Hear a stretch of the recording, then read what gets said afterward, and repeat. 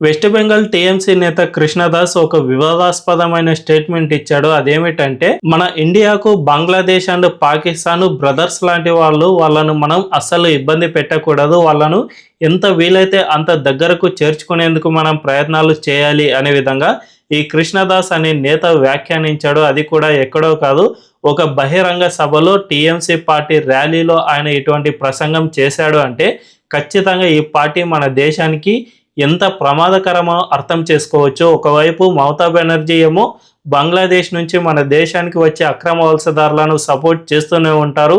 వాళ్ళకి ఇక్కడ ఆధార్ ఓటర్ కార్డులను కల్పించి వాళ్ళ క్షేమం కోసం మన దేశ ప్రభుత్వానికి వ్యతిరేకంగా ఆమె ఏకంగా అసెంబ్లీ సాక్షిగా పోరాటం చేస్తూ ఉంటే, మరోవైపు ఆ పార్టీ నేతలు మాత్రం ఈ విధంగా బంగ్లాదేశ్ పాకిస్తాన్లను బ్రదర్స్ లాగా పోల్చడం, తద్వారా మన ఇండియా విదేశాంగ విధానాన్ని తప్పుపట్టడం చూస్తూ ఉంటే ఈ టీఎంసీ పార్టీ మన దేశానికి ఎంత ప్రమాదకరమో అర్థం చేసుకోవచ్చు.